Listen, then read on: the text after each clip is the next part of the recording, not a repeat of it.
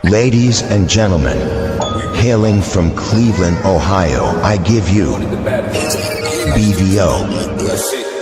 Oh, we boxing?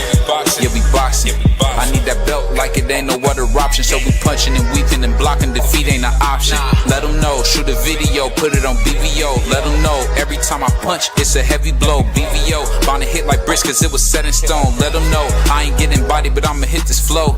Yeah, way more than a show, this is BVO.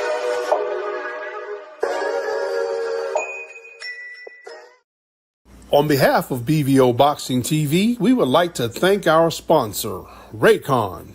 Don't forget to grab your Raycon Everyday Earbuds, the perfect bass model for premium sound, with active noise cancellation to block out distractions and transparency mode to keep you aware of your surroundings.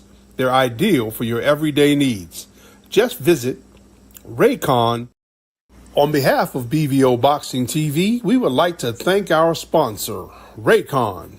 Don't forget to grab your Raycon Everyday Earbuds, the perfect bass model for premium sound, with active noise cancellation to block out distractions and transparency mode to keep you aware of your surroundings. They're ideal for your everyday needs. Just visit RayconGlobal.com. That's RayconGlobal.com and elevate your listening experience.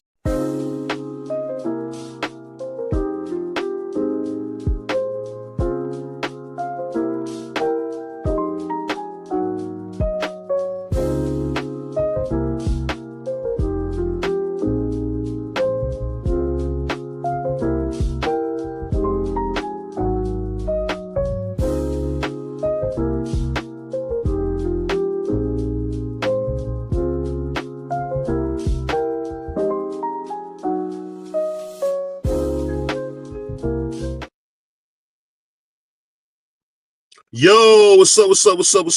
It's your boy BVO Boxing, man. The Kappa regime of boxing, man. We're in the house. What's going on? Man, we about to have some fun tonight. Just wanted to come do a hot shot. I wasn't going to even go on live today, but I decided to go live. So I'm sure my homeboy's going to pull up. But, man, we're going to have some fun. So there was a question. They asked my man Jake Paul, who's from Cleveland. They said, Jake Paul, was it true that you were going to fight Tank Davis? He said, yes, it was absolutely true. We were talking about it. Me and Floyd's son were talking about it. So one thing I will say, it kind of shocked me for that to be true, because for so long we all heard this guy or that guy,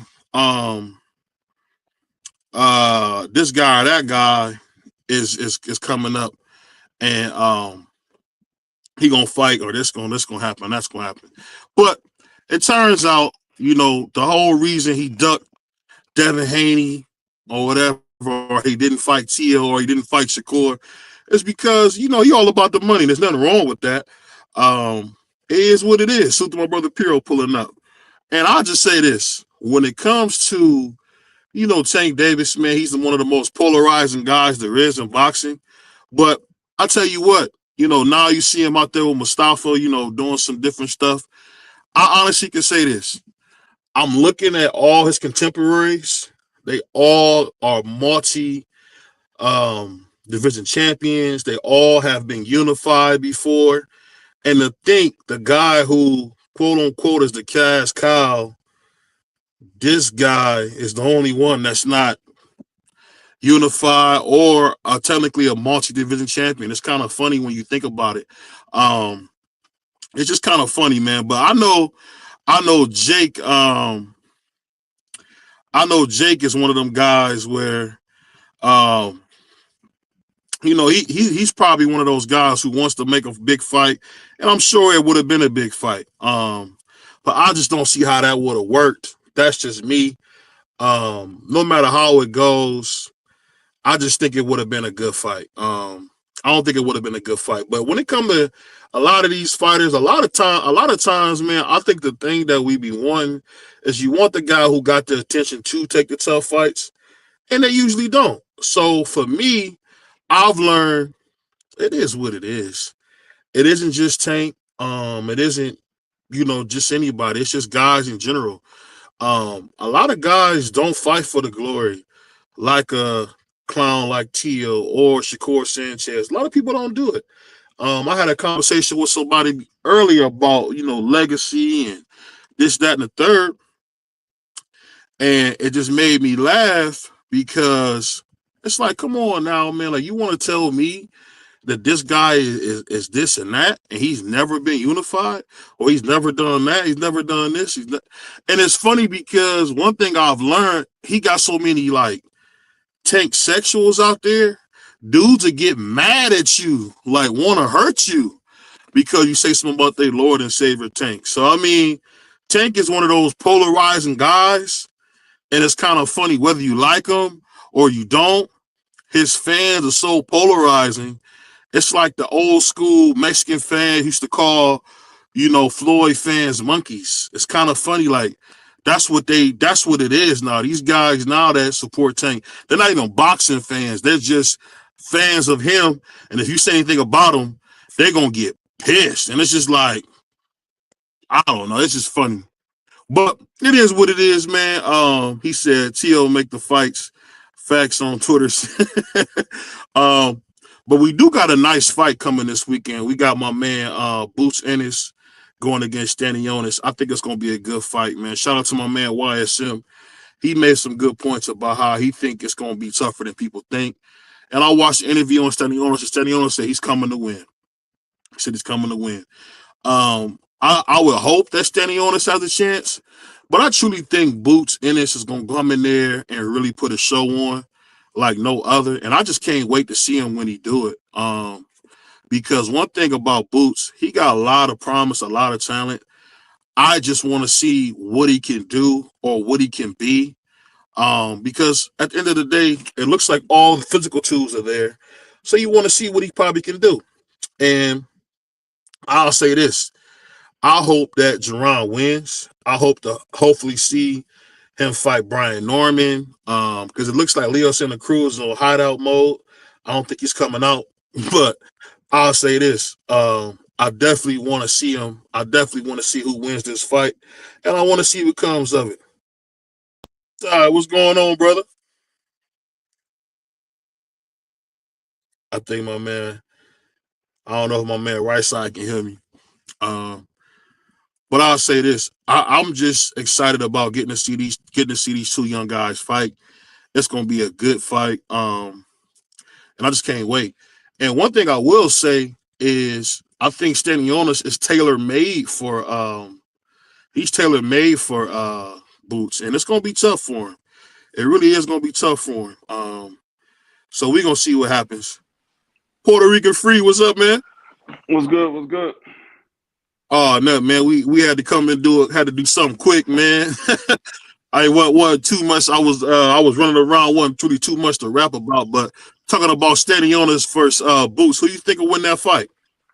I got Boots. Stanionis, he's a durable guy. Got a good jab, decent jab, but I think he's a little bit too one-dimensional. He doesn't really have no difficult style that you got to worry about too much. You know what he's going to do. It's not like you got to go figure out what type of fight is he going to come in the ring as. He comes in the same way every time he fights. So it's pretty much, you can pretty much predict how he's going to fight. It's just a matter of what variation of Jerron Boots Ennis are we going to get? Are we going to get the one that want to stand in the pocket and put on for the fans, or are we going to get the one that's going to be the better boxer? So it depends on what variation of Jerron Ennis are we going to get. Salute. Can y'all hear me? Yeah. Yeah, you're good to go. My bad. I had to turn my. I was listening to you on YouTube. I had to turn it off, and I couldn't figure out which screen I had it on here. Man, but what you think about Stanionis, man? Stanionis say he's not coming to lay down. What you think about that, right side? Nah, and I picked Boots to win, of course, but I will say so. I don't know. And shout out to the Queens of Boxing Talk. They put up a picture of Boots today, right? That he put on his Instagram. The man looked like skin and bones, man. Yeah. He looked like skin and bones. Oh, And yeah, the skeleton picture? Yeah. yeah. He looked like Devin was looking at 35. You know what I'm saying? So GP. I just hope that the man he don't come in weight draining anything like that. Because one thing about Stanley on is the man, like Free said, he got a pretty good jab. But he does great body work as well. And a lot of times when you cut that weight, it hurt. Hey, you get hit to that damn body, man. You already know that's something different. It's something different. So, but yeah, I believe that Stanley is going to come in and win. But who is the man? I mean, who he ever beat? Butayev? I don't know. Did you go out, Dub? No, that's the best name on his resume. Yeah, Butayev. So, and even in that fight, I thought I thought the fight was much closer than what the judges saw it as, at least in my opinion. But I don't know. I think Boots got it. I just hope that the man come in healthy. That's it. Yeah, I do too, man. The one thing I will say that I love about Boots is that he's willing to do what he said he was going to do. He said he wanted to unify, and he's not fighting anybody else but a unification. So, as the Puerto Rican said it best, man, he's a man of his word. So I appreciate that about Boots. And one thing I will say, salute to my man Underrated Darkness, TD, salute. The one thing I will say is that I'm just wondering, how is Boots making this weight? Because I seen that picture and he looked just like Devin did. And I don't care what nobody say, man. You're not going to be able to win if you weight train. It's very hard to win weight train. I just don't see it happening like that. I could be wrong, but I just don't see him winning with him being weight trained like that. What about you, man?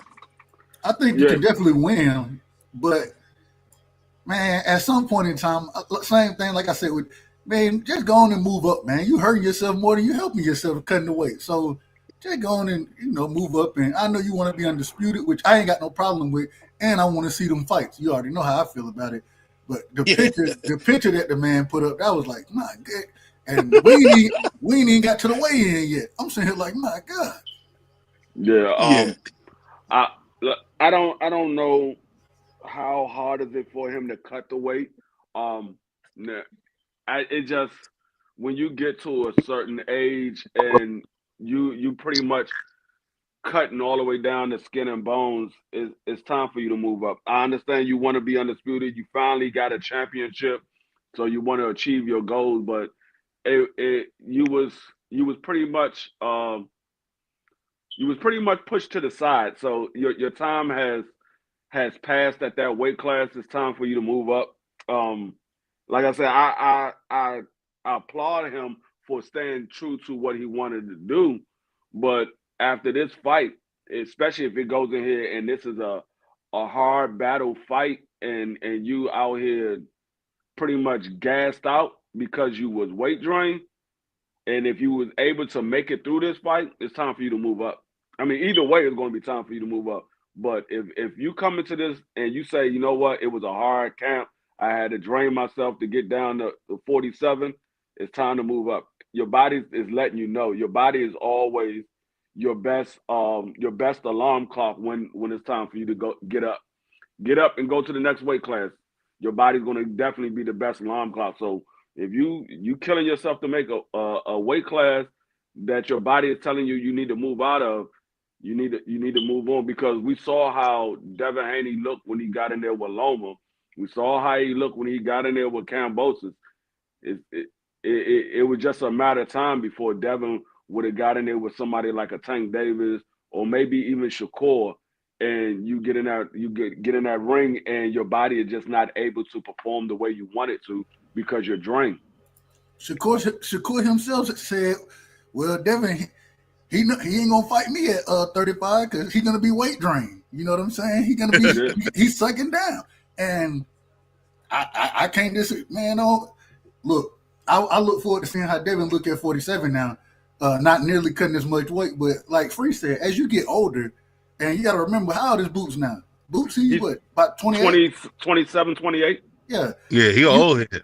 You done start, like, your body is, when you 23, 24 right there, then you can cut that weight and as your body starts to mature, man, it's a struggle to make to get that weight off you.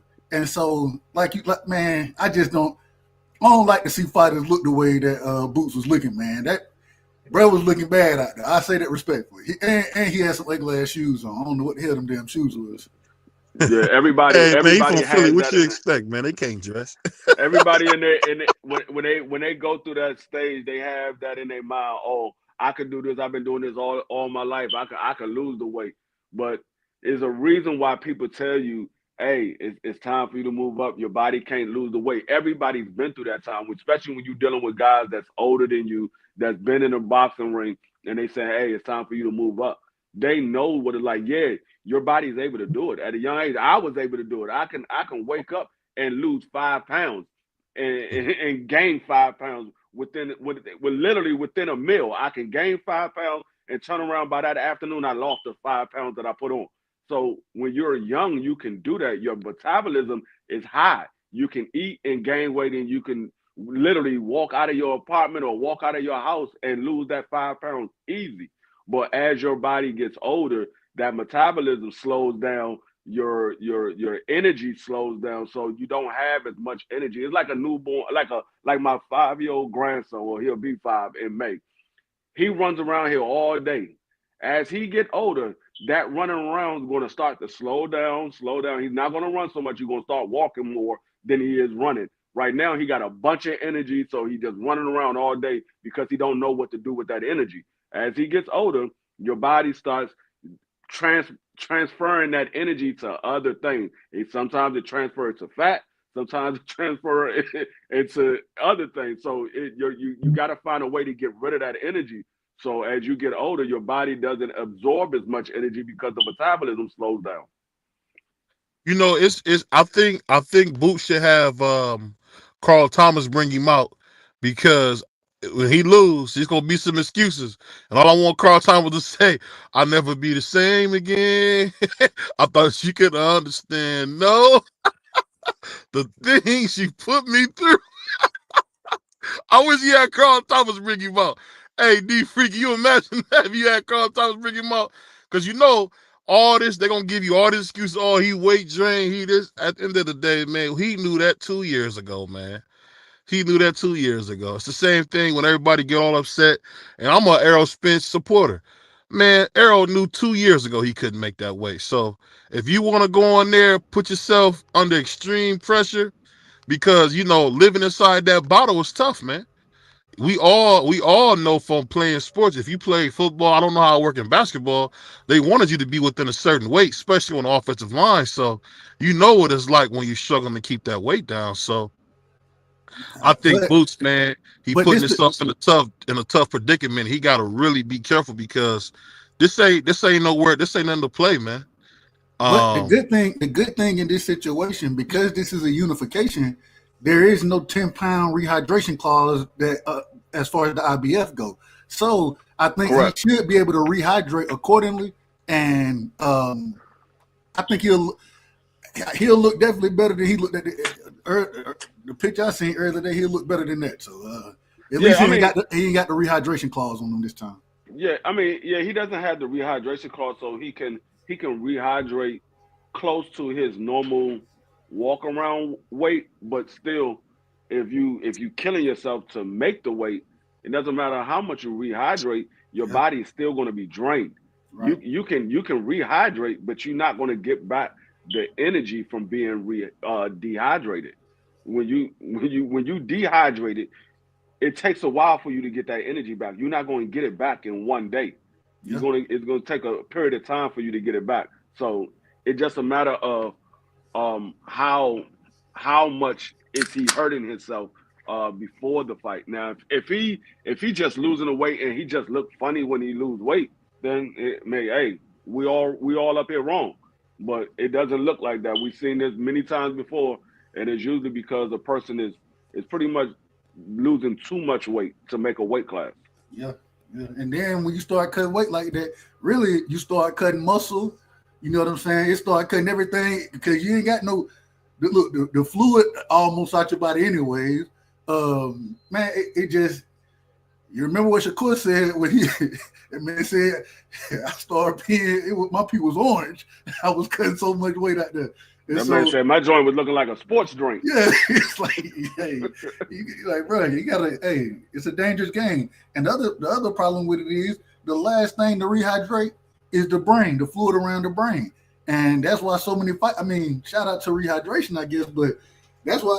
And then like D Freer tells me because they was missing fights as well, but that's why they changed from that same day weight and shit, man. So cutting all that weight, man. I think from what I've seen, and I want to see his performance in the ring first. But I think it's about that time for him to go in the mood of 54. Yeah. It's about that time. He, like I said, he's getting up there in age. You can't stay there too long. You've been fighting at that weight class since you came into the boxing pros. So naturally, you've been there roughly about 6 years, 7 years. Naturally, your body is going to outgrow the weight class. It's only a select few people that can stay at a weight class their entire career. Most people, they fight below their weight class, so their body can't stay at that weight class too long. It's a select few that fight at their normal weight class. Select few does that. That's why you only see people like Hagler be able to do it. People like Gary Russell be able to do it because they fought at their normal weight class. That's the weight class they normally fight at. They're not struggling to make a lower weight class. They're fighting at the weight class that their body is comfortable fighting at. Bro, Boots' first fight was in 2016. This man done been at the welterweight division for 9 years. 9 years. That's crazy work. I mean, that's longer than Devin was at his weight class. Devin was at it for 8. Yeah, and that was too long. That was way too long for him. You know, the funny thing is, and I've been seeing this more and more, it's almost like Boots is becoming a new Errol Spence. Right when he get this opportunity, all of a sudden now he can't make the weight. Crazy how life works, man. Crazy. Well, I think he couldn't make the weight. He can make it. He just ain't making it healthy, in my opinion. Well, I'm talking about comfortably. I'm saying comfortable. I mean that you speaking into the future because you taking it as Stanionis is going to win. No, I think it's more so if he loses, then you could say that. I think right now it's more of Jaron Ennis is doing the same thing that Devin did. He's staying at a weight class to try to fulfill the goal, and he's staying there too long. And it's gonna right now he's doing the same thing as Devin. Now, if he loses, he gets beat up badly, then you can say, hey, he did what Earl did. But right now, I mean, because like I said, I don't know. He's never said it's too hard for him to make the weight. He never said he's having a hard time to make the weight. He just said maybe I need to move up, and he never said that the weight was the problem. He was talking about his performance. He's like, maybe it's time for me to move up. He never said that he had a problem making the weight. So we just assuming that he's having a hard time to make the weight. We don't know. He never came out and said he's having a hard time to make the weight. His father never said it. We just looking at him. That's it. We just looking at what we just like. looking at it, and we saying that he look like he's having a hard time to make the weight, but he's never actually said it. His father never came out and said, you know what, it might be time for my son to move up. He's having a hard time to make this weight. So they never came out and initially said it, but we looking at how his body looks fighting at 47 for this fight in particular, because other fights I haven't seen him look like this. So for this fight in particular, we're looking at how his body looks, and we say, you know what, he might be forcing that envelope a little bit too much. So, I mean, we'll find out. Agreed. BBO, you still there? Or you got us on mute? Yeah, my bad. I was talking. I was on mute. So speaking of that, one thing I was thinking about, man, if we get this fight, do you think Jaron Ennis has 2 years to wait to possibly be undisputed? Do we think he got 2 years to wait? I mean, the way we talking right now, No. we talking about this right now. He don't look like he got 2 months to wait, let alone 2 years. He don't look like he got 2 months. Man, need a sandwich right now. That's all I'm saying. No, I don't think he got 2 years to wait. If he waits 2 years, yeah, he definitely. If he ain't weight drained now, he definitely will be weight drained then.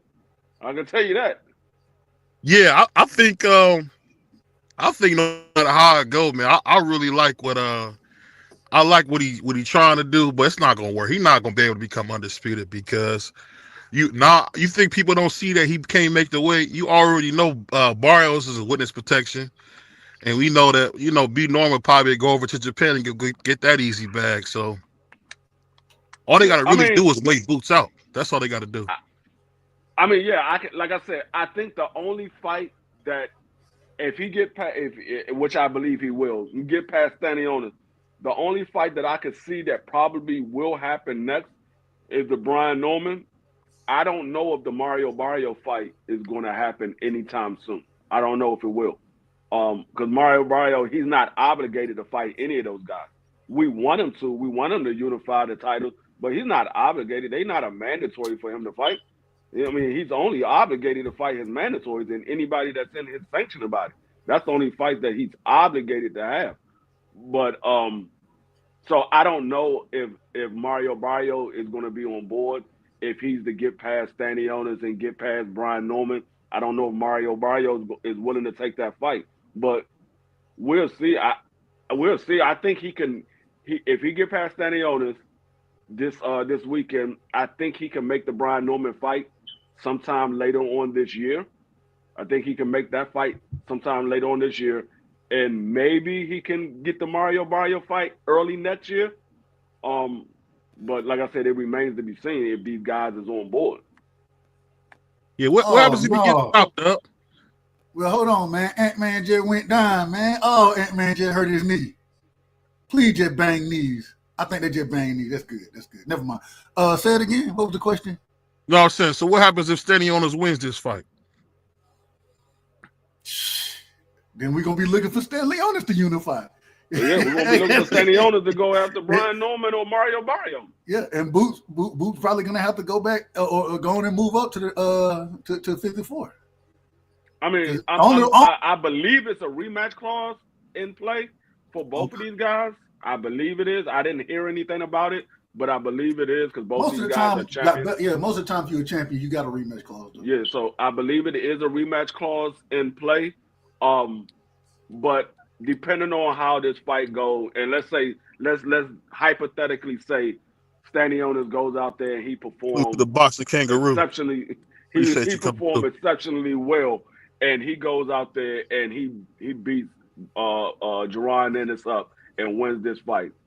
If it's too bad of a beating, Jerron might say, you know what, I'm just gonna go ahead and go to 54. It was too hard for me to make the weight, and the fight that I had was much tougher than what I expect. He might not say it publicly, but in the back of his mind, he's probably saying this fight is much tougher than what I expected. It was too hard for me to make the weight. I'm gonna go ahead and go to 54.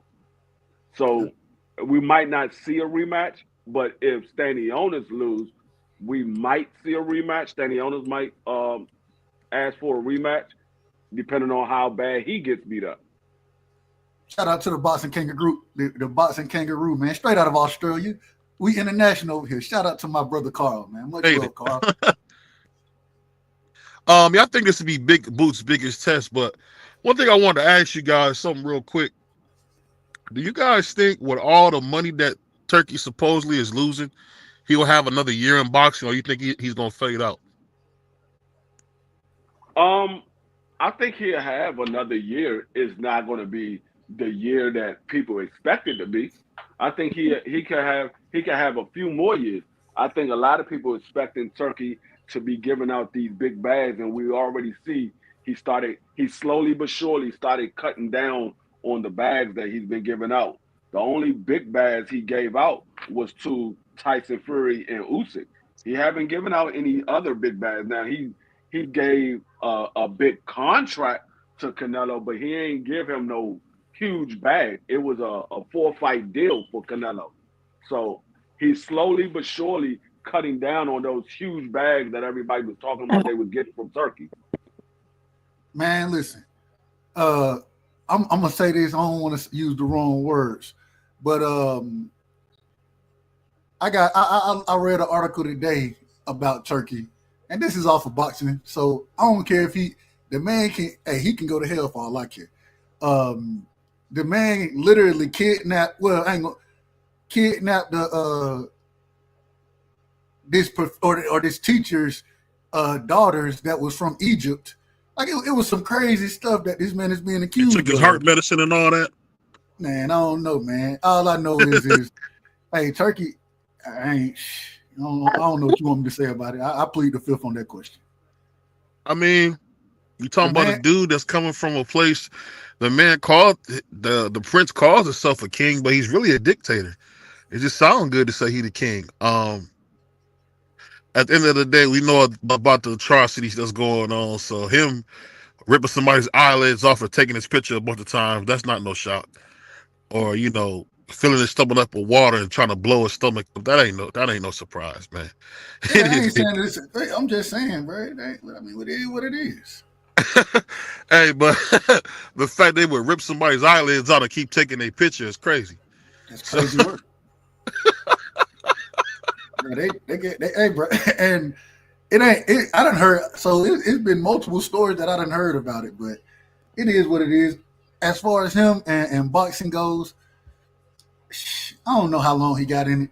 I believe the man got health issues already, and so I don't know how long that the man gonna be in the sport. But I don't know. I don't know. I don't know how I feel about it right now. I plead the fifth on it. Yeah, I mean, he might be just like he could turn around and be like Dagon Triller.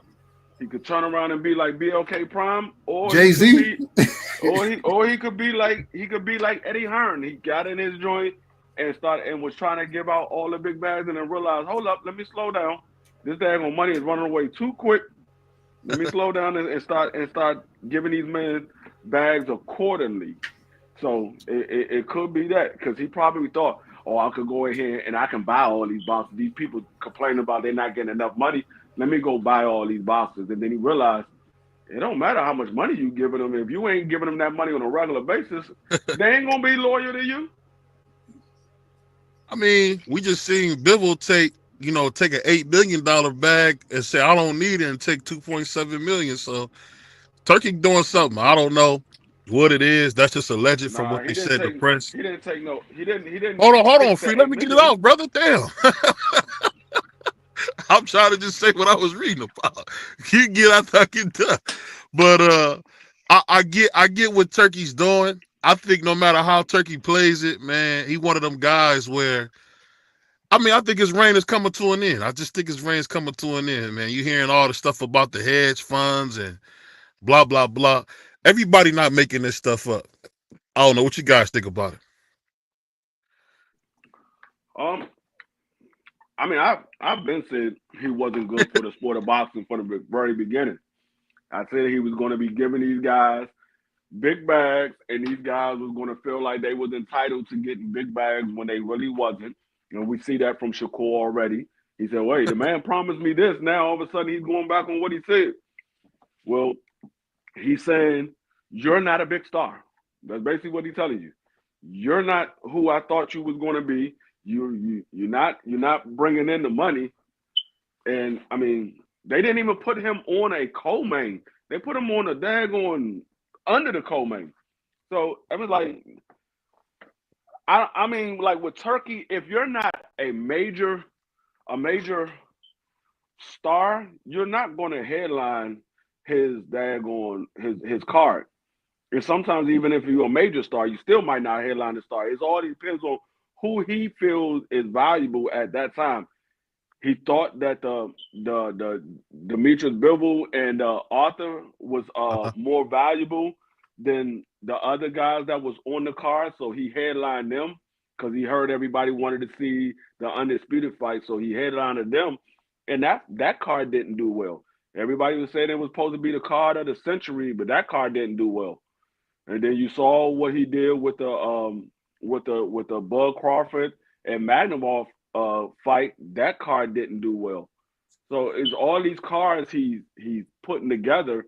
Everybody keeps saying, "Oh, Turkey's giving us the fight that we want." Well, y'all not paying for the fights to say that he's giving y'all the fights that he wants. So it's almost like you complain about PBC because they're not giving you the fights you want, and then you say, and so you don't buy their cards. But then you say Turkey is giving you the fights you want, but you still don't pay for those cards. So they like, man, what are you doing? So I'd rather be PBC in this situation than to be Turkey. You complain about my cards, but the ones that I'm getting, they paying for that. I'm making my money back, and I'm making some extra money. You talking about you agree with Turkey, and you say that he's giving you all the fights that you want, but you're not buying the cards. I'd rather be PBC. I don't want to be Turkey. Well, one thing Free has said consistently that I do agree with, and I'm kind of seeing it, Turkey is just good at putting names on cards. Because if you think about it, and those names don't fight each other, it's just like he put names on there. So it's like, why would you Deontay Wilder and AJ on the card? Now Wilder done lost twice. You know what I mean? Like, yeah, AJ that lost 3 times. Say it again. So, and I said AJ that lost 3 times. Well, yeah, AJ done lost a butt. Man, put them niggas in the ring, man. I'll put like this. I'll put like this, Dub and Free. I think that Wilder Joshua fight could have been $100 million fight at one time. Yeah. Because it's some fans like us who would have paid whatever they asked to see them fight 7 years ago. Turkey would have took believe off. That with all my if whole he would have heart. if he would have came into the game and he put AJ and Wilder together, that was his first card that he put together. Oh, he would have had the entire boxing world behind him. They're like, man, this man Turkey put AJ and Wilder together. Oh yeah, that man is giving us what we want to see. He's giving us everything we want to see. And then you turn around and you got the undisputed heavyweight championship fight right after that. And then you turn around and you had the undisputed light heavyweight champion after that. They didn't be like, man, Turkey giving us everything we want to see. Y'all can't say nothing bad about Turkey. Who else gave us AJ Wilder? You give us AJ Wilder. I don't think he know the business, Free. I could be wrong. I don't think he know the business like that. Huh? I could be wrong about Turkey, but I don't feel like he know boxing well enough to be in the best. He doesn't. He's going. Why you think he got in the game and he got with Frank Warren, he got with Eddie Hearn, he got with Golden Boy, he got with Bob Arum. They know the game. He don't know the game. They just saying, okay, we'll lend you the fighters. As long as we getting paid, we'll lend you our fighters. We don't care. Every promoter had lent him a fighter to put on a card. From PBC to daggone Golden Boy. Every promoter, big promoter company in this industry have lent him a fighter to put on a card. They don't care because they're getting paid. They're getting paid from their fighter. They don't have to put the money up for their fighter, and they still get money in return from that fighter. They still get money back from that fighter. Man, Deontay Wilder need to retire, man. I don't want to see that man fight no. Oh yeah, that's a no, not now. I'm talking about when he first came into the game. Okay, 3 years ago when he first came in, he could have just put on AJ and Wilder when he first stepped in the door. He could have said, "Okay, y'all not putting up the money for AJ and Wilder. I'll put up the money." And then that's what I'm saying. Everybody would have got behind Turkey because he gave us the AJ and Wilder fight coming in the gate. He gave us AJ and Wilder. And then you turn around and you give us the undisputed heavyweight title fight. And then you give us the undisputed light heavyweight title fight. Everybody would have been behind Turkey. But Turkey is coming in here picking and choosing who he wants to give money to and who he wants to put fights on. You gave us AJ and Wilder on a card where they was fighting other opponents. You try to create a tournament. But at that time, it was no need for them to have a tournament. These guys had already been to the mountaintop. It was no need for them to have a tournament. They needed to fight each other at that time. Hey, I just got to say, shout out to Gregory Pratt, man. Shout out to him. Listen, Wilder, the man Wilder, and I say it respectfully, the man done lost 4 of his last fight. 4 of the last 5 fights he done been in. And he done been stopped in what? One. He got See, got done stopped been, in 2 of his fights. nah. He done been stopped because he got stopped by Zayn and he got stopped twice by Fury. No, he got stopped once. Well, he did get stopped twice. They stopped the fight, but he wasn't. I thought it was his corner. Oh, he got stopped He twice did. by Fury. Yeah, his corner stopped him. the towel. The towel. The Australian dude didn't stop him. Parker didn't stop him. No, Parker didn't stop him. Yeah, Parker And- beat him on the card. And he knocked what's the dude? Robert Helenius. He knocked Helenius out. Yeah. So I'm just saying, man, I'm a fan, and I say it respectfully. I'm from Georgia. You know what I'm saying? Shout out to Alabama. That's my brother. That's my southern brother right there. But I don't want to see the man get beat on no more. And even the fight he got coming, I don't even know the guy that he bought the fight coming up. But this shit is in Wichita. It's in Kansas. Who put a fight on in Kansas? I don't even know what that's being shown on, and I don't even BLK Prime. And I don't even know when the fight is. I think it's in June. I believe it's in June. I'm gonna tell you right now. If you go from fighting on PBC to fighting on the Zone to fighting on BLK Prime, there's a trend going on. It's almost like you going from being a owner to a general manager to an employee. There's a trend going on. Hold on, you going down today? You going down? Yeah. Yeah. Next thing you know, you're gonna see Wilder fighting on True TV. So that man gonna be fighting on Tubi. you know something funny about Tubi that I didn't know? The same people that own Fox News own Tubi. Crazy. It makes sense. Both of them joints look like they've been put on by the hood. Hey, Tubi got the hoodest local movies. But you know what I will say? You know what I will say though, man. The more I hear Emiliano Vargas talk, man, the more excited I get. Stop glazing, bro. Stop getting exciting from what people say. Get excited from what people do. You get excited off what they say. Oh, you know what? I'm about to go here. I want to fight all these best fighters. I want to fight Tank Davis. I want to fight Shakur. I want to fight Keyshawn. I want to fight Abdullah Mason. I want to fight Devin.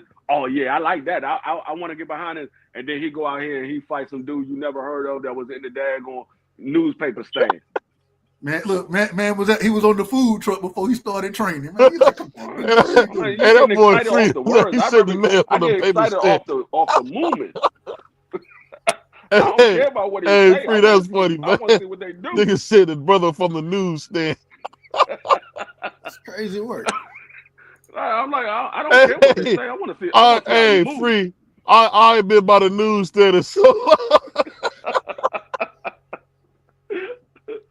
Hey, old school brother talking about he gonna fight the man at the newsstand. I heard he was fighting a dude that Wilder gonna fight a dude who's like a cook or something. That's nasty work. So shout out to my man Cam J. That's nasty work. I just pulled up Buddy's resume, man. And so I'm looking at it. So my God. First off, the man only got 1 star fight according to BoxRec. He only got 1 star. If they got a star, most of them ain't even got stars. And the ones with 1 star, he got knocked out by Richard Torres, F.A. Jogba. Who else on here that we know? Shit, I don't know half these motherfuckers. I don't know half these people anyways. And so how did Wilder end up in the ring with this? Hold up, you told me this dude got knocked out by Richard Torres? Yes. And look, in the second round, bro. About to go to sleep. He a bum, man. And bro, his last two fights were split decisions, and they were against some dude named Marie Coleman and Rudy Silvas. What are we doing? Rudy from the Cosby Show? Exactly. I don't know, man. Now, if Wilder I'm a fan of Deontay, and lose to this, if he goes out here and he loses to this dude, he is absolutely completely done. Hey, I'm watching the Wilder fight when he fought Zane. I'm almost in tears. Did you know what this brother Free said? Man, he's completely nuts. Bruh, the I man, was been talking about me and Pride talking about why he turned his back. the man pulled a Zab Judah on us, bro. Started talking to the ref in the middle of the fight. He argued with the ref. I'm like, bro, you still up? You ain't even been knocked down yet. Bro, what are Hey, you and the doing? way Zayn came and punched on him, man, he went right down. I was like, I ain't It's not never seen a funny. China It's not man funny. move that fast, It's man. not funny, but still, I'm just saying, bro. Man, he beat the extra bucket of extra crispy and grape soda out of my man Deontay, man. It was wild, bro. And he was doing well against Zayn at first. He was doing well. Yeah. What, because he was moving. The man, Yeah, that's what I'm saying. He was doing He wasn't well punching, he was just moving. that man, he was. Lord have mercy. I don't even want to talk about it. I'm just saying he was moving, he was doing well, he wasn't getting hit. He was moving. And then all of a sudden, Zayn said, okay, stop all this moving, man. I'm just gonna go ahead and rush this dude. Zayn was allowing him to move, and then Zayn said, you know what, man, all right, let me get this over with. I'm tired of he ain't even throwing punches back. Let me get it over with. Bro, the fight ended in 5 rounds. He punched him so hard, Free. Man, I couldn't believe he punched him that hard. He punched him so hard. I was like, no. Hey, shout out to the Bronze Bomber, man. Shout out to the Bronze Bomber. Man, go back and look at his corner. Go look at his corner. It looked like his corner said, I hit him now. And then Zayn just hit him, and it was man. You know what Wilder need? Wilder need a dude. He need to quit. That's what he needs. What's my dude from the Crunk Gym? Emmanuel Stewart. Remember, Emmanuel Stewart would say, "Knock this MF out, knock him out." Yeah. Get in there and knock him out, fool. Knock him out. Hey, he might. And then Lennox can get in there and knock him out. He needs somebody to cuss him out in the ring, man. I mean, he might. Like maybe have like Coach Kenny come slap him. It's time to effing fight. It's time to fight. Only thing that you should be training Deontay Wilder to do is the 1-2. Sit on that right hand, bro. That's all he got to do. Because outside of that right hand, I say it respectfully, the man boxing skills are limited. But that right hand, one of the greatest punches that we've seen in the sport of boxing, it's a game changer. So sit on the right hand, man. Stop all this moving and all this other crazy stuff. Sit on the right hand. And if you're gonna get knocked out, the only way you get knocked out is by getting caught in between that damn right hand. Cause and we letting it go as much as we can. We trying to land that shot. That's it. All that other stuff, man. You think maybe the SNAP program can help him? What'd you say, the snack program? Hey, shout out to the snack program, man. I can't say it like my brother Marty. The SNAP program. Hey, shout out to my man Stephen A, aka Marty. That's my brother right there. Shout out to my brother Stephen A. Hey, the headline about the same. So hey, shout out to both of them brothers, man. Shout out to them. But that being said, man, one thing I will tell you, man, I hate to admit it, but we've been getting Beanie Free, and I got to give a Puerto Rican his credit. Hey, Puerto Rican Free, you've been right these last few months, brother. I got to give you your props, man. As the young folks say, I got to give you your flowers, man. I don't know what you've been doing. Maybe you've been drinking some coconut water or something, but this dude, ever since his beard didn't grew like that, this brother been right about a couple things. So shout out to Beanie Free showing up, man. I gotta get a brother. I mean, you just gotta pay attention. You see how things go. You pay attention. But that being said, let me ask y'all this. Hey, real quick, BVO, Beanie Free. That's like Hoodie Mellow, man. Hoodie Mellow different. Yeah. Hoodie Mellow different. Beanie Free ain't different, man. He different. Hey, Hoodie Mellow will give you a 35. Yeah, easy work. All mid range too. You know what's so funny? Excuse me for getting off topic about this, but when you watch Carmelo Anthony play, he got such an old man's game. I think he could be playing right now. He should be playing right now. They blackballed the man. I was watching something, man, and they got this kid from I want to say he's from Washington or something like that. He like the number 4 or 5th guy. He's a sophomore. Bro, this dude looks just like Carmelo, and he's super young. Yeah. I mean, the dude don't move 2 inches. It's either gonna be a jump shot or he going to the hole to dunk it on you. That's And I it. thought to Hey, myself, more people should play like Carmelo, man. If y'all gonna play some basketball, y'all should be playing like Carmelo, man. Melo will beat you ISO wise with the pivot. He'll beat you with the pivot game. He ain't even got a pivot game, one dribble, he out of there, one way or another.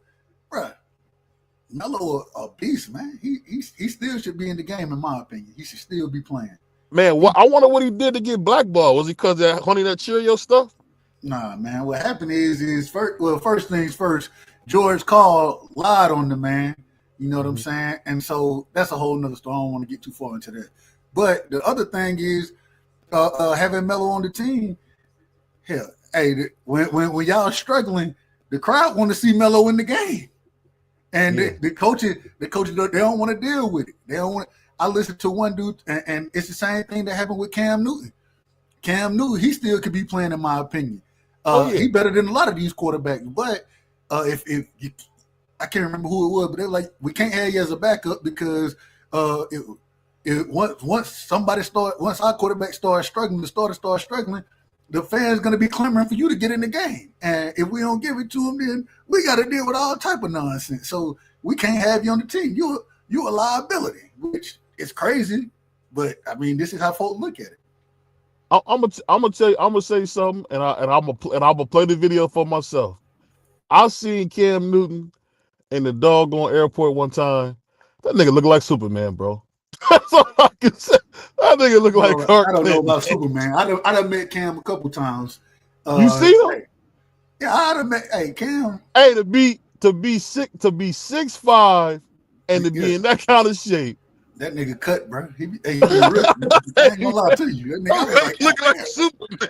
Nigga, hey, weighing all about 270 out this motherfucker. I'm like, God damn, bro. All bro, muscle. you know he might even be 280. Man, that nigga big. Because all that muscle is heavy, bro. Yeah. And I'll play this for myself, so I know y'all ready for it. No did it. I said no did it. I say no did it. No did it.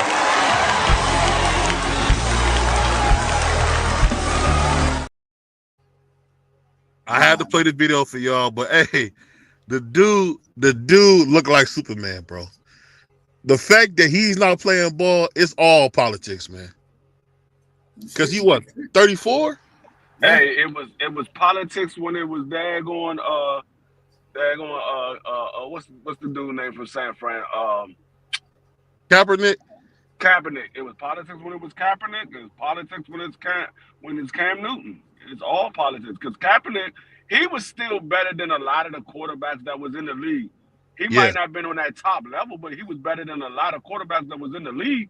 They just didn't want to put him up. Oh, he want to start this whole kneeling down. No, we can't have that. We can't have that. We got to ban him from the league. I'm gonna tell you that this, was out man. of order too. That was all the way out of order. I still got family members who don't watch the NFL because Kaepernick. Yeah, I know a lot of folks who don't fuck with it. Who ain't watched the NFL game because of the whole Kaepernick thing.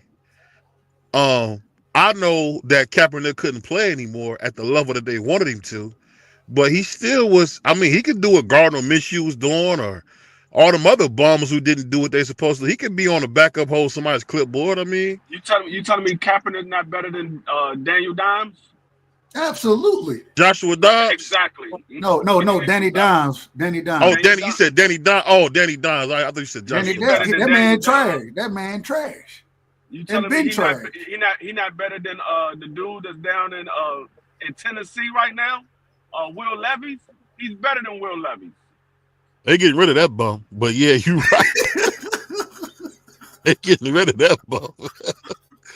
But you know what I will say though, Free? It shocks me how much, sports is supposed to be that one place in life that's actually fair. And it seems like more and more, especially, almost at every level, everything is politics. We had a guy named Josh Livingston that went to the pros from where I'm at. And, his grandfather kind of had some stuff going on. and they tried to circumvent his grandfather from the whole process. And it's like, how you gonna remove the dude that raised him? Like, you think he would have been here without his grandfather? And it's funny how they do that, man. They play a lot of dirty games, man, in this corporate world. I'll tell you that, man. What you think about that? What you guys think about that? Now that's a fact. That's a fact. And Tony Romo, he said that football's supposed to be an meritocracy, right? Well, Yeah. it's not.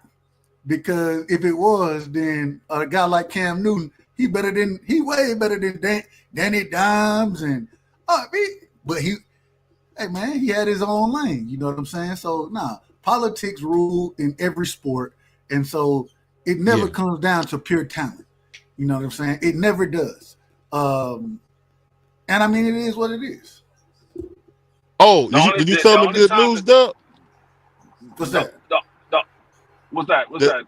Yo? The good news, Cup, every Sunday night, me and Dub are gonna do our night show. We gonna do our own little nightcapper show.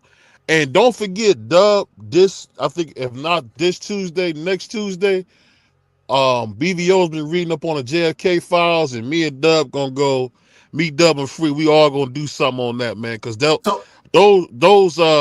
records that was released were kind of alarming, dude. It looked like the CIA did that to JFK. So one thing I want to do, I'm gonna move, and this shout out to Marky Dan. I'm gonna move the political show to Friday, so we'll be live tomorrow for the politics.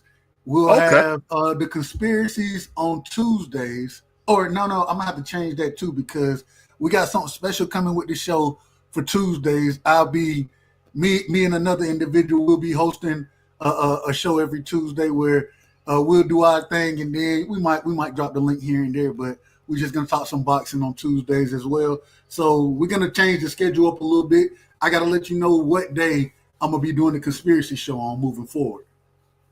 Oh yeah, and we're gonna be doing, and me and Free, I'll be honest, me and Free been going too crazy letting people up. We gonna get back to the Roll with the Punches podcast like we had, because that's what me and Free got together to do. We here to do the Roll with the Punches podcast, and we're gonna be doing more of that. Shout out to Dub, because Dub gave me some good motivation about it. And you know, one thing we don't talk about Puerto Rican Free, the most reliable guy you ever meet in your life, man. That brother Free called me, he ready. So I want to make sure I sit on the air, Free. I appreciate you always being ready. And we're going to get back to doing the Roll with the Punches podcast the way we intended to. We're going to get back to having the beautiful ladies come in and say what's up, all that. We're going to get back to it. Because we owe it to y'all to give y'all the best. So hold on, man. Hold on. I'm sorry. Puro out here lying like he lying like a drunken sailor right now. Talking about Jamarcus Russell. Jamarcus Russell? Jabba the Hutt? The man who ate himself out the league? The man who all the arm talent in the world but had no discipline. The same man who had all the things of Cody, man, stop it.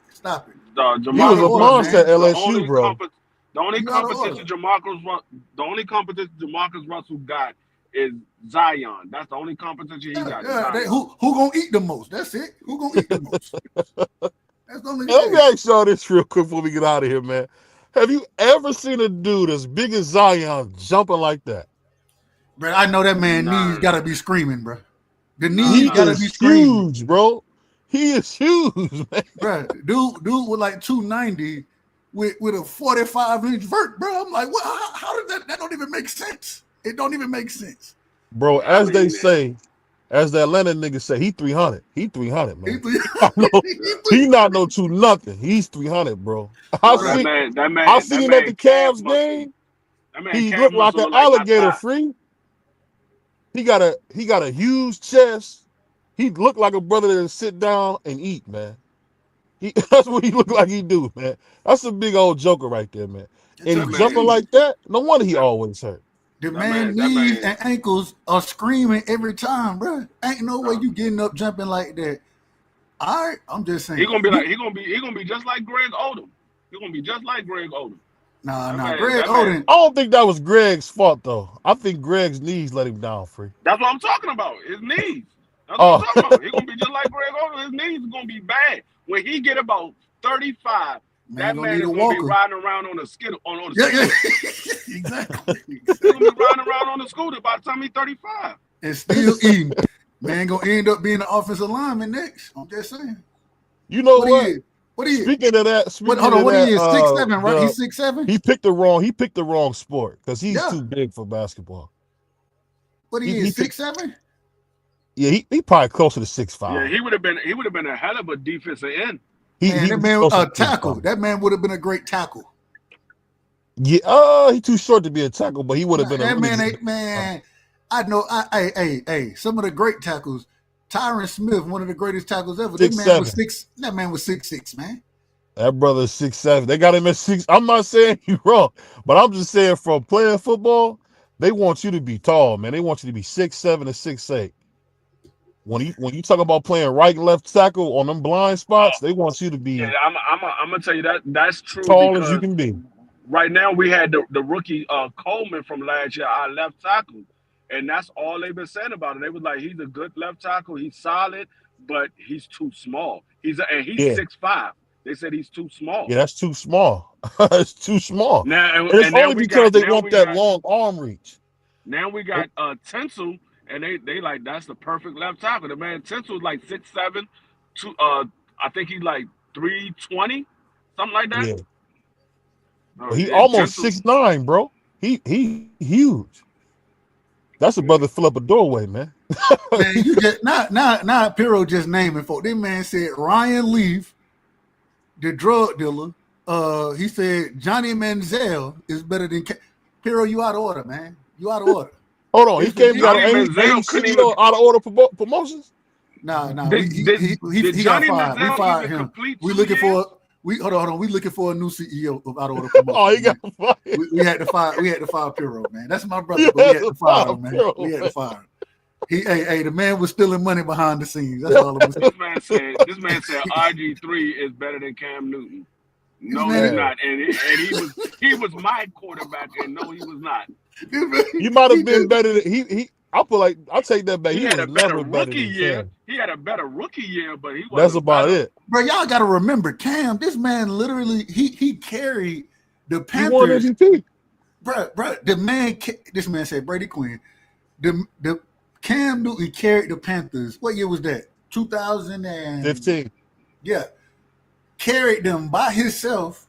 No, I mean, they had a little talent around there. I think that's when they still had. They had Benji over there. So, but this man carried that team, 14 straight wins, the MVP, made it to the Super Bowl. Only thing the man didn't do is dive on the ball when he needed to. That's the only thing he didn't do that year. I'm gonna say something that's probably controversial. If Cam could have played longer, it was a chance he could have made the Hall of Fame. Because Cam could throw that ball too. People don't give him his credit.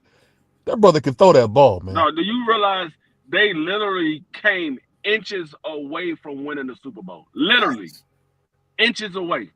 If dude had an extra 3 more inches on his arm reach, they would be Super Bowl champs.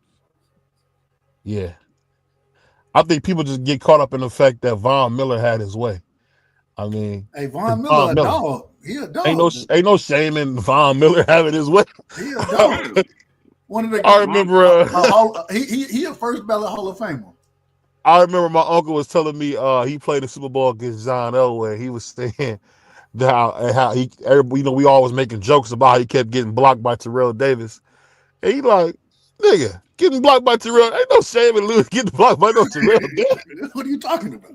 No, I'm not calling nobody else in football a quitter, because the only quitter I know is AR-15. That's the only quitter I know. That man said, I called a timeout because I was tired. I had to take a break. Bro, I know he regrets saying that. Bro, you don't never say no shit like that, bro. You don't I thought he got nicked. I thought maybe he got hit or something. He told me, I'm tired, boss. Get that to man work. when he sat on the bench, the coach was like, hey, you got to run a play. He was like, man, I'm tired. What are you doing? Hey. What's going on? You know what's so funny about Richardson? People don't realize he a doggone running back. He can't throw the ball to save his life. Only time he looks special is when he running the ball. Nah, he got a little arm talent. I can't Man, say we he don't can't see throw it, the but No, he got a decent arm when he uses it. The problem with him is he doesn't know how to read defense that well. Man No. can't read covers to That's his save his problem. life. He don't know how to read defense that well. So when he does have time, he has a decent arm. He just got to learn how to read defense.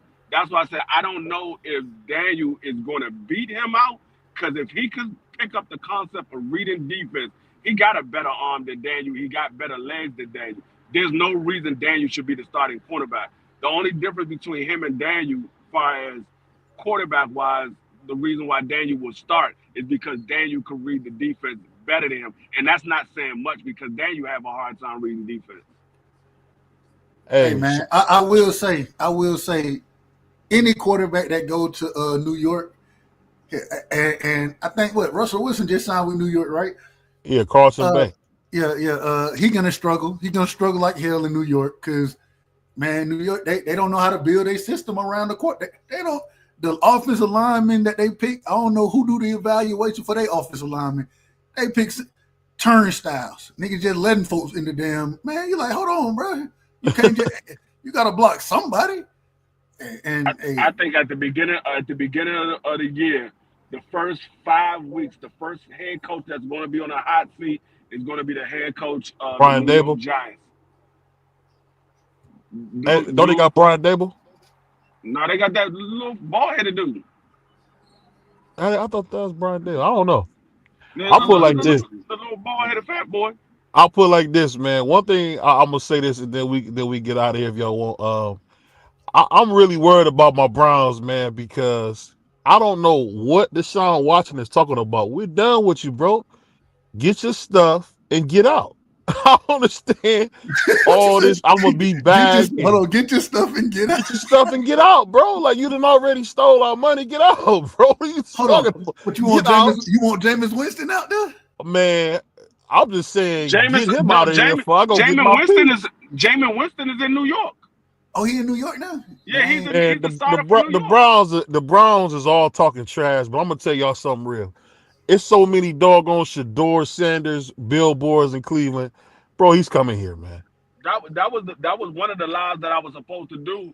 That the NFC East is the first division in NFL history that right now, as we speak, all 4 of the starting quarterbacks are black. Yeah, black all quarterbacks. 4 of them. I just thought about that. That's a fact.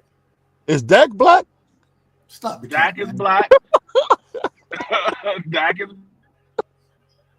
I thought Dak was Mexican or something. Man, I'm starting to think that you Mexican, man. You Hispanic. Hispanic BBO, man. Hispanic BBO, what we're gonna start calling them. You know sombrero, so funny, sombrero BBO, and like Hoodie Mellow, like Beanie Free. We got sombrero BBO, man. I'm gonna tell you something funny. When I go out to do stuff for the channel, man, when people find out I'm black, it's crazy. Cats like they don't see me or something, man. Like, I'm black. What do you say? I'm not. No, all you need is a mustache and a little beard, and then put on a sombrero. Niggas be like, man, that man BBO is Mexican. I'm like, no, he's black. No, that man is Mexican. No. Hey, sombrero BBO, man. Shout out man, I didn't hear. Hey, no joke. I didn't heard that before. That people thought I was Spanish. I don't know how. All I talk about is brothers on here. I told you, my wife thought you was Mexican. My wife was like, man, is he Mexican? I'm like, no, he's black. Hold on. Hey, look, the first time I ever talked to BBO, man, BBO was talking about Ryan Garcia knocking Tank out. And I was like, hold on, man, are you serious? Or you can't like, hey, BBO get up there acting serious and shit. I was like, man, you can't even believe what you saying, bro. You can't believe none of this. I said, David, I gotta go sub to this brother right here because he out of order.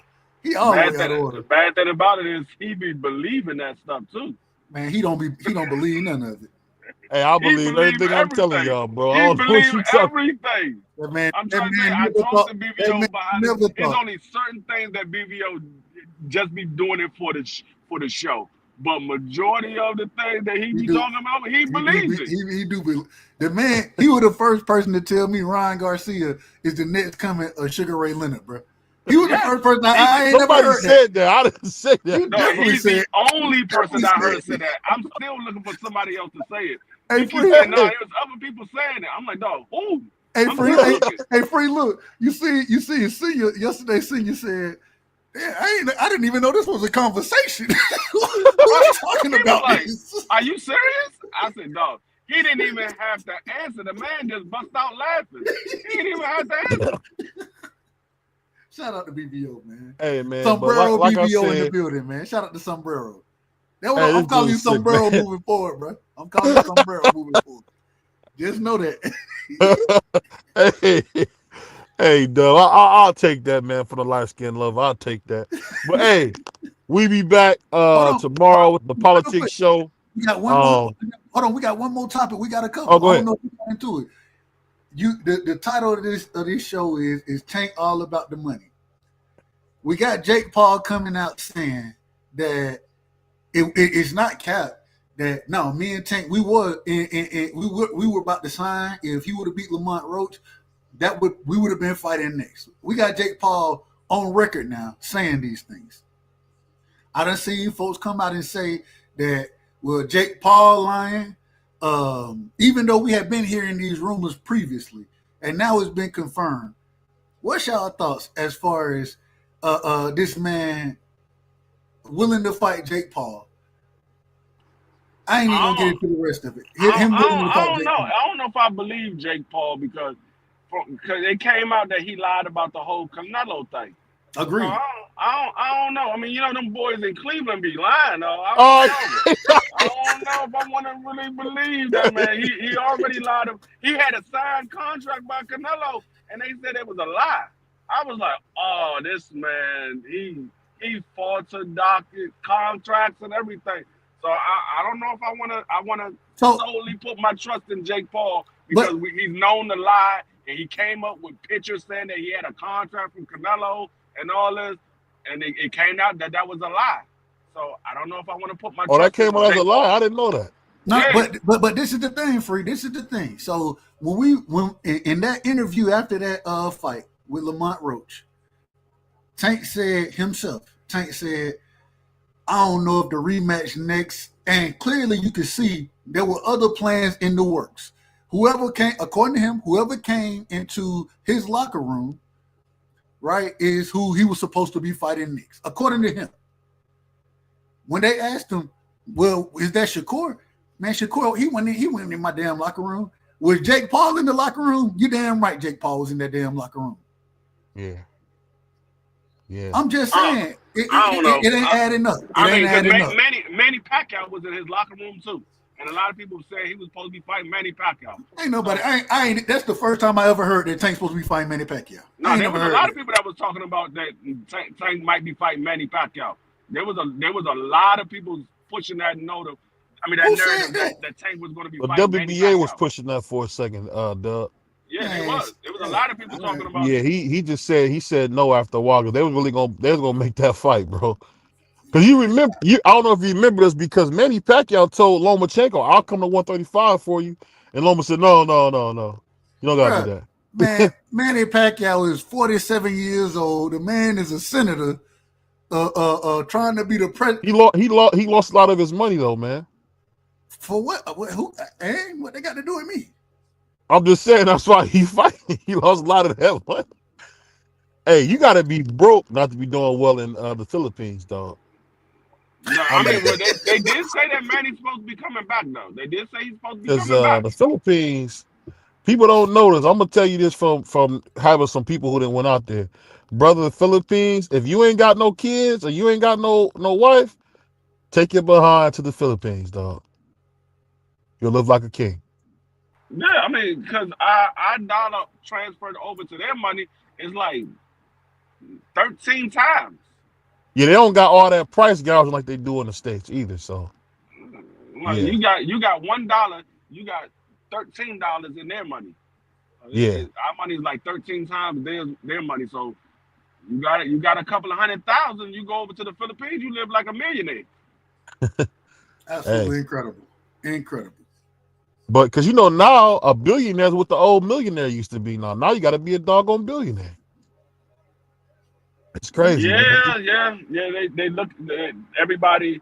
I mean, that's because the cost of living is going up. Because remember, back when I was coming up, to have a few $100,000, you was living like a king. A king. Now, because it wasn't no billionaires. I mean, there was billionaires, but you never heard about it. No.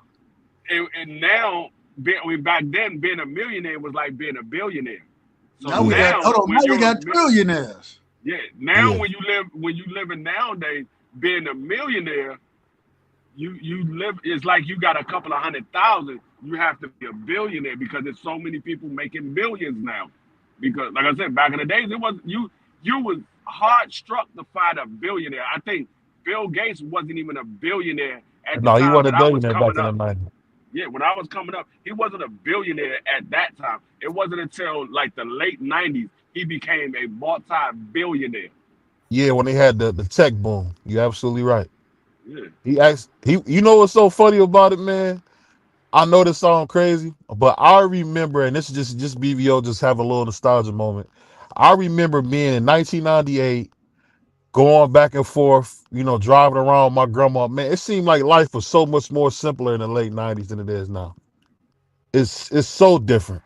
I mean, it was a lot easier, a lot. You pretty much knew what it was when I was coming. I ain't gonna say the late 90s, but the mid 90s into the late 90s. Because the mid 90s, like the year that I graduated in 94, man, that was the best years of my life. Like, that's when we still had block parties. You ain't have to worry about nobody shooting up the block party. You still had house parties and stuff like that. When I was coming up, we had that. You ain't have to worry about no shooting or nothing. That's the last thing you was worried about.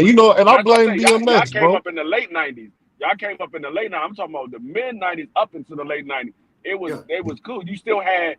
That's when back in the days you go to the neighborhood park, you see people having cookouts and everything. Nowadays, you'd be surprised. I mean, you be like, oh, they having a cookout over here? Dang, I didn't even know people still do this. Hey, look, folk used to go to the park, cook out at the park, and if you came through, you can get a little plate, you know what I'm saying, and kick it. Yeah. You get a chance to kick it. Nowadays, you got to do cookouts at your own house. You go to the park, you like, man, I don't know, dog. You never know who's going to show up at the park. We just want to was you allowed outside back then? Yeah, what's up? Was you allowed outside to hang out with the niggas back then? I was. You know. What up, it's good to see you, man. I see you done got 2 shades lighter. Hey, great show earlier, my brother. Great show. Thank you. Hey, that's my man Rich. Rich a real radio host, bro. He a real radio host. Like, he's been doing it for like 20 years. Getting the interview. Yeah, I didn't agree with what Rich said when he was talking to Keith Thurman. That man talking about Keith Thurman, you never avoided no fights. You fought everybody. I was like, hold up. You can't. That man, he done Errol Spence. You know what's crazy? I'm listening to the show, and salute to you guys. And we always get at BVO because BVO. Listen, BVO's the Mad Kappa, right? Not the Mad Rapper, but the Mad Kappa. But I gotta say this in my BVO voice. D Free. You're one of my favorite co-hosts, probably my favorite co-host because my other co-hosts don't be showing up sometimes. But I can't believe that all the times you disagree with BVO, you got the audacity to say that Jake Paul is lying. And I was there yesterday. I was at the press conference for the Amanda Serrano, Katie Taylor, press conference setting up for shout out to them pictures that you got with the beautiful women out there. I'm gonna post them up shortly. I got some stuff. I got a couple of videos and recordings and stuff. But one of the ones I added here. I told BVO to play it. He hasn't played it yet. But Jake Paul. So after Tank Davis fought Roach, I was one of the first ones to say that. After Tank did his press conference, which was like 2 hours after the fight, he was saying that he has a fight lined up. It wasn't going to be the rematch. And I was one of the first ones to say it, that it was going to be against Jake Paul. No. And he has something lined up. I'm not saying Jake Paul's lying. What I said is I have to get some other source because he's known for lying. That's what I said. I didn't But say he didn't really wasn't. lie about the Canelo situation. He just he didn't get a contract, but there was an offer. That was legit. That means they were actually talking and considering it. No, but he showed a contract that was signed, and I'm like, okay. And That was they but like, that was an it wasn't offer. So that's why I don't say that he's lying. I think he's lying about the contract, but that was an offer sheet. But at the end of the day, let's say if it wasn't, like, it was still some type of offer that was, from Canelo's team. That means they were actually in talks, and that's why I believe that Tank was actually, his team and him were actually in talks to fight Jake Paul. And to me, I think that's crazy.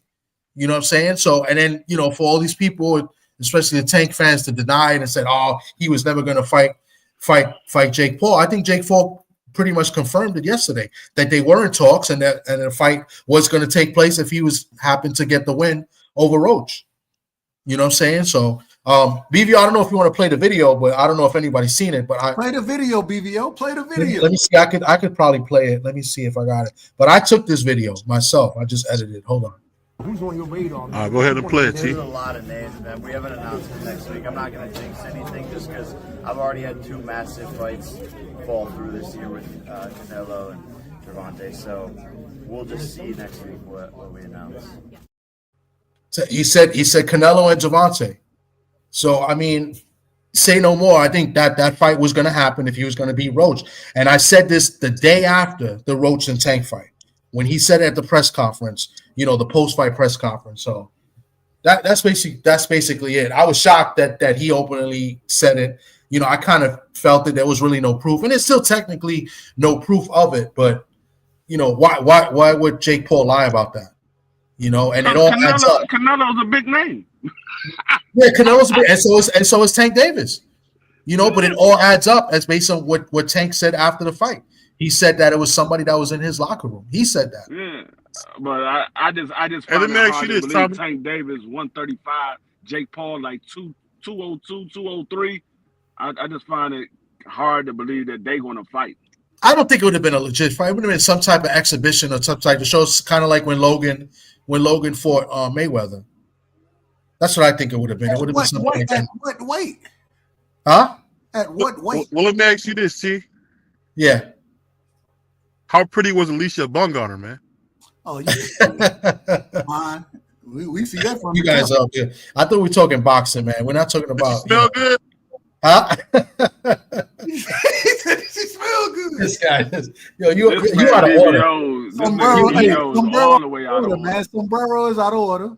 I'm gonna post the stuff later. I'm gonna post the pictures later. So I'm just asking simple question. Does she smell good?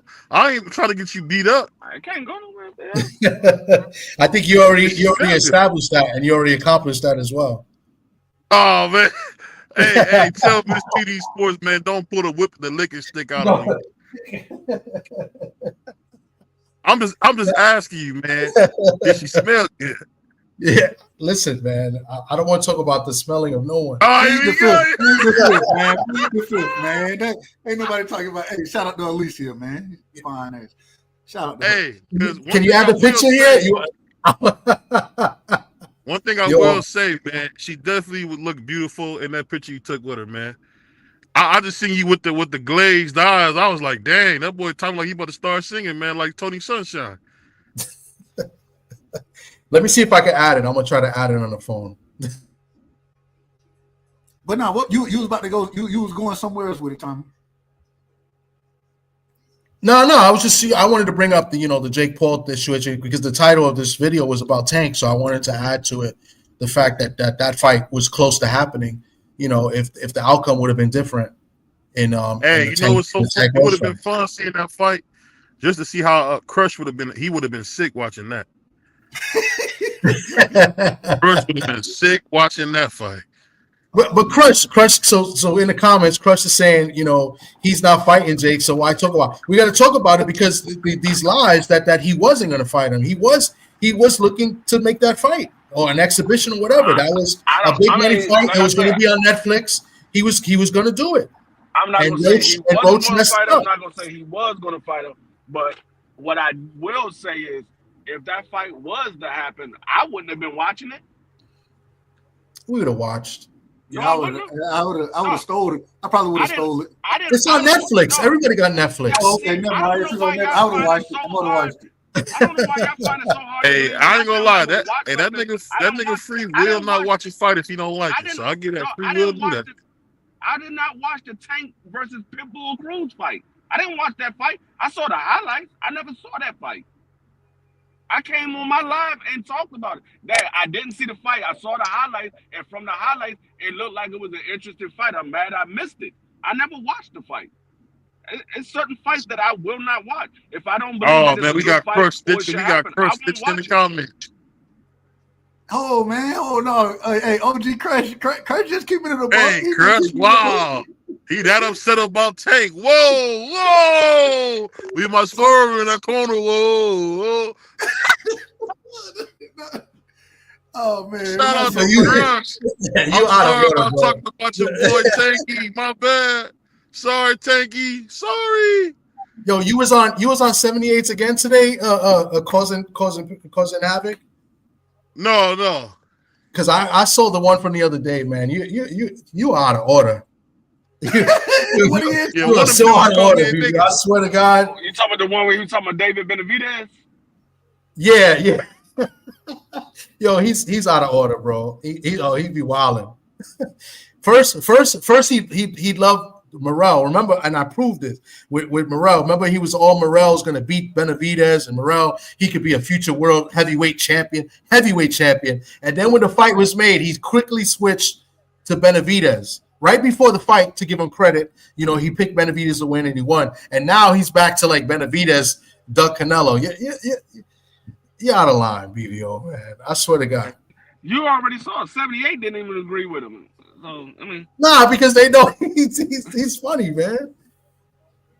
We must curve it. Just like he tried to do that with Brian. He tried to do it with Brian Norman yesterday. Brian Norman was like, Canelo could have fought him. He didn't make that fight. Hey, Tommy, did you see? Look, hey, Senior said, damn, I didn't even know this was a discussion. I didn't even know people would say things like this. My brother GD. You know what's crazy? For him to say that, and he's been on BVO's panel like 3 or 4 times already, he should know already. Hey, listen, that's crazy. Hey man, Sombrero come up with some of the wildest stuff. Man. We doing some big things. We gonna have my man Drew Titan this weekend to the fight. Talk to us before the fight. We got Reggie Senior, the one that fought Roy Jones. I thought you were about to say Reggie White. Johnson coming back. No, we're not having Reggie White up here and talk about Tupac. We're not having Reggie White up here talking about no Tupac. No, I meant to say Reggie Johnson. Reggie Sweet Johnson. Reggie Johnson, man. Shout out to Reggie Johnson.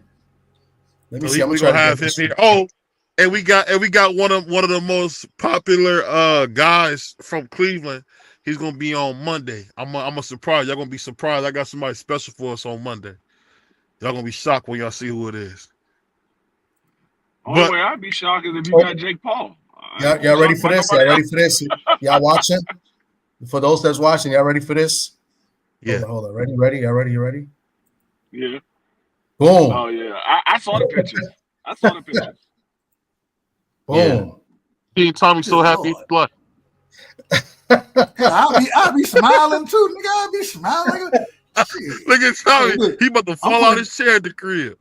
Look, if that was me, look, hey, I ain't forget the fist, and I'm putting two hands around. Let me see if you out of order, people. You out of order, Dub. You out of order. Let me see if I can get around the waist or something. What you out of order, Dub. You know what Dub would have did? Dub would have took a knee and pulled out a ring pop.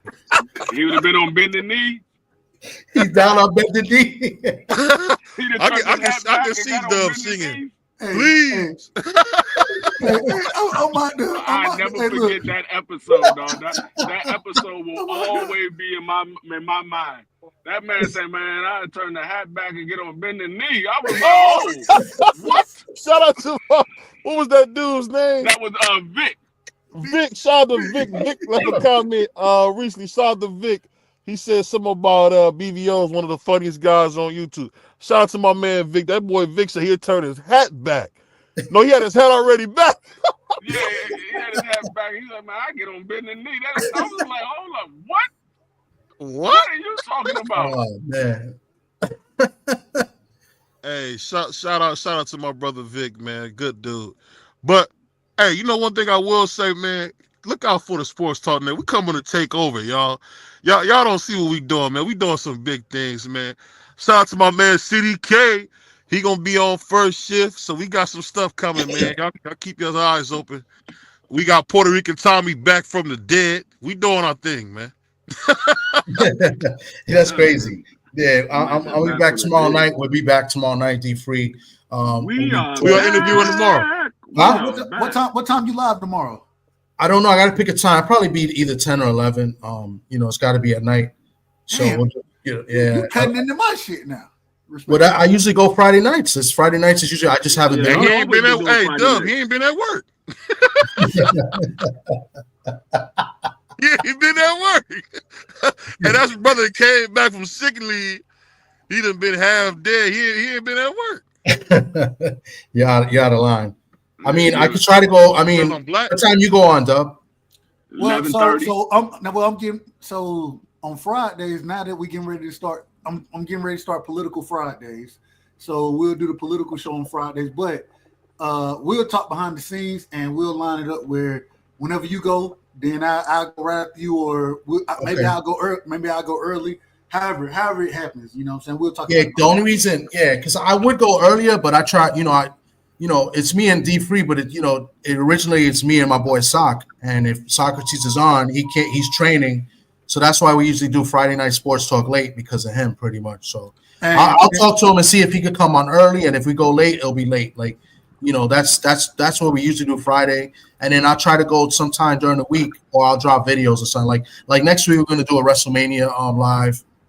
Because WrestleMania is next week. Oh man, do that Paul Bear voice you was doing, TD. Do that Paul Bear voice, man. I never did a Paul Bear voice, bro. No, do that Paul Bear voice, man. You know how to do it. Ever did a Paul Bear voice, bro. I used to love my man JR. Triple H, I hate you, you mofo. Triple H, I hate you, Triple H. Shout out to my man JR, man. You don't remember that, Doug? Hold on. I remember. It's so crazy. So my son. Today's his birthday, and as always, we do whatever as far as celebrating goes. And I always tell, all right, what you want? Give me your gift, man. Get what he picked. What? WWE 2K25. That was his gift, and the man loved wrestling, and it's so crazy because I love wrestling coming up. I don't watch it nearly as much as I did when I was a kid, but I understand the mindset and what he rocking in and how he believe it. He believe a lot of that stuff. I'm like, bro, it ain't real. But then I thought about it. I'm like, but then I thought about it. Exactly. And I said, man, I can't take the joy away and tell him that it ain't real like that. I let him enjoy it. You know what I'm saying? He believe it. So, hey, the whole yeet thing and all that kind of shit that be going on now. Oh, he love all of that. He love all the fighters. When they go down to Atlanta, you gotta go watch it. I've been looking for, and I ain't. So my whole thing, I don't understand. Has it all merged together? Are there still multiple sides of wrestling? There's AEW. AEW's a big. It's like the kind of like the next big one, and then there's TNA. But TNA don't really do many shows. But you remember when we were coming up, it was WWF and WCW. Yeah, exactly. It was like that, and so. Hey, you got to pick. Hell, you flipping back and forth at times, trying to catch Monday Night Smack. You trying to catch all of it. You trying to see the best. And so now it seems like it's been condensed down a little bit. But I gotta get back into it just a tad, just so I can know exactly what's going on as far as him and when I can take him to a wrestling match, those type of things. My dad was never around in my life when I was a kid, but one of the things he did do for me, he took me to my first wrestling match. Okay. And I had to be like 6 or 7 at the time. And man, I loved it. I love being there. You know what I'm saying? So I definitely got to tell. We just went to Monster Jam and shit like that. So I definitely got to. It was last weekend. I know somebody that's here in New York that went down there for that. Hey, Monster Jam is people think monster trucks are crazy. I love going. Monster Jam be fire. I love that Raminator, man. Yeah, it be man. Hey, I'm still. What's the guy named? Not the Tombstone, the Grave Digger.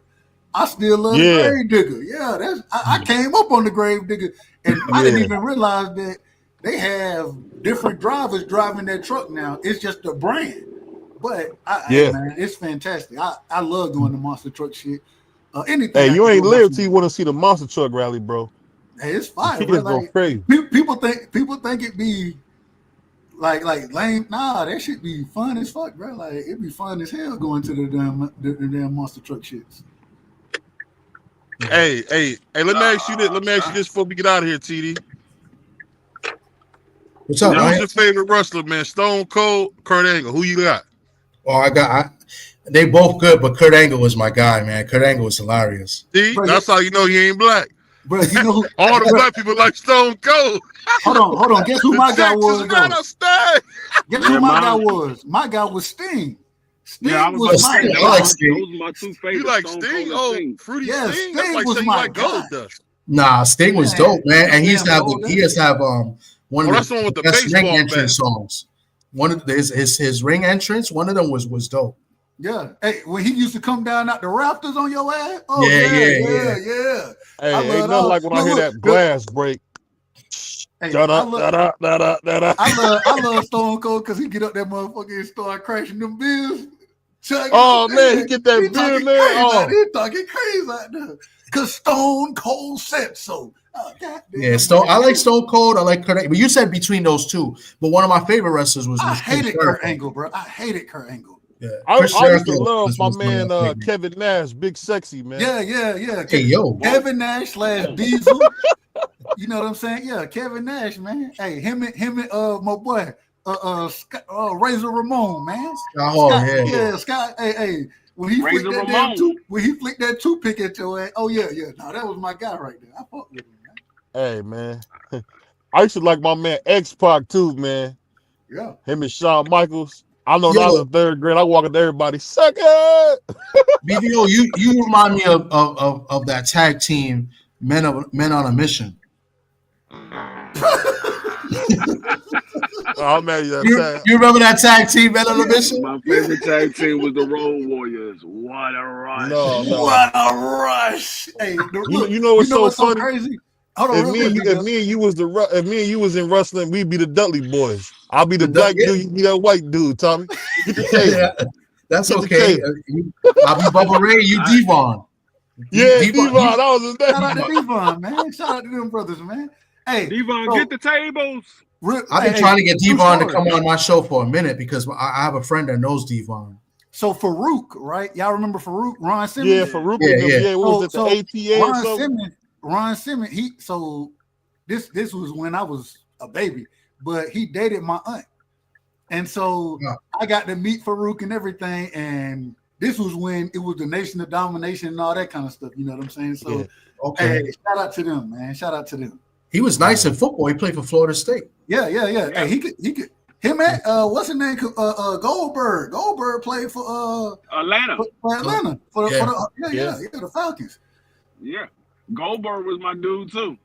Hey, you like Bill Goldberg? I hated Goldberg, bro. I hated Goldberg too. Goldberg, he's gonna come in there, he's gonna spear you, and then it's gonna be a 4-second match. It ain't long enough, bro. I couldn't stand Goldberg. I couldn't stand Goldberg, bro. My favorite was Triple H sometimes. So I used to love when JR be cussing him out. Triple H, I hate you, you bastard! I hate you. I hate it. Chris Jericho is one of my favorite wrestlers. I like Chris Jericho, the Walls of Jericho. I love Chris Jericho. Yeah. The Undertaker. I love the Undertaker. You know what I'm saying? Eddie Guerrero, live cheating steel. No, Rey Mysterio. I wish I could do that. Rey Mysterio was really my guy, bro. Rey Mysterio's nice. The Ultimate Dragon as well. Oh, I love. And now I'm gonna tell you, old school wise, Ricky the Dragon Steamboat. Hey, shout out to Ricky the Dragon, man. Yep. Hey, what's the Ultimate Warrior? Oh, I love the Ultimate Warrior. Got me into wrestling. He was shaking the ropes and going crazy, bro. Like when he started going crazy, I be going crazy as a kid. You know what I'm saying? So shout out to the Ultimate Warrior. The thing that got me. Hey, y'all remember Big Papa Pump? Absolutely. Yeah. Scott Steiner. I told you. Case Savoy used to live next door to him. Yeah, Papa Pump. Because he lived in Atlanta. Yeah, he used to live next door to him. Man, shout out to my man Case of Boy. I miss seeing Case of Boy. He's still on YouTube. Yeah, he's still on. He moved with his daughter, so he'll be back probably right around football season. He'll be back because he came back last football season. Then he said he was going to be off for a while because he was moving. He was packing up his stuff in Georgia. He was moving with his daughter after his wife passed, so he said he was moving with his daughter. But he said he'll be back. Shout out to my man Case of Boy. I love Case of Boy. He's so funny, man. What do you say? Joe Burrow. Joe Burrow. A real country. Hey, look, a real country nigga, man. Well, white. Damn it, man. Damn it, boy. Damn it, man. Damn it, man. What do you say? BBO. What are you talking about? BBO. What are you talking about? All right. Shout out to my man. Hey, you know what's so funny, man? One thing I will tell you, man. It amazes me how many people that came and gone from YouTube, man. Shout out to everybody that fell off, man. Yeah, I mean, the Case of Boy is the infamous no shirt white guy. That man would turn the camera on and would have no shirt on. I'm like, Case of Boy, chill, man. Turn that, chill, bro. And he'd be like Uncle Wendell when he was in that cell. Remember Uncle Wendell was in that cell with Smokey? No, I finally got a chance to hear Picasso's voice again. He came up on the right side channel the other day. I was like, oh, nigga, Picasso. Shout out to Picasso, man. The vampire. He got that old 70s, 80s, 70s voice. Like he about to start singing. Man, what my man Martin do? The only dude on YouTube, nobody knows what he looked like. No. Hey. The Errol Spence fight? No. He said, he said, and Champside, he said he met Champside. So, yeah, I seen Picasso. But Champside don't know if that was Picasso. Nobody ever seen him before. Right. We have no clue. Shout out to Picasso, man. Picasso probably just told Champside probably was talking to Picasso, and Picasso said, "Yeah, that was me. That we took a picture at the Errol Spence fight. Remember, I was right there with the black shirt on." And Champside was like, "Oh yeah, that's right. Okay, I did. Yeah." Hey, we ain't seen no picture from Picasso with Champside. Nah. So Picasso, I ain't gonna. So he got like he be doing. Well, I don't know if he do it now, but he used to do martial arts and shit. And he sent me he pulled up one night, and he sent me some shit and sent me to his little website or whatever. So you can find him. You can find him. Now the brother don't look nothing like he sound like. He don't look nothing like he sound like, in my opinion. I was like, I'm not sure if this is really you, but hey, it is what it is. He like Tom Jordan in the morning. Old sensei. Say it again. What do you look like? An old like sensei? My man Tom Jordan with Tom Jordan don't sound like he look. Yeah, like the nigga, man, he don't look old at all. Like the man, what he sent me. I'm just telling you what he sent me. So who knows? But hey, the man, he signed. You know what I'm saying? Hey, he look like he doing martial arts and shit like that, and all that kind of shit. But I don't know. He just when I seen him, I was like, nah, he sent you some videos from 1968. No, this was he had a chance. I can't remember. He gave me his name or whatever. And when I went and looked it up, I was like, hold on, man, let me look this shit up. I looked it up. I was like, hold on, this you, bro? He was like, yeah, this me right here. I'm like, oh, all right. Hey, she is fine, bro. Woo. Fine looking a fan. Hey, Yo, Hitchens and Cambosis is going to fight in June. So it's your boy BBO Boxing. It's your boy Dub Right Side. We got Tommy back from the dead. My man Tommy. And we got my man D3. And on that note, we out of here, y'all. Peace. Peace. Later.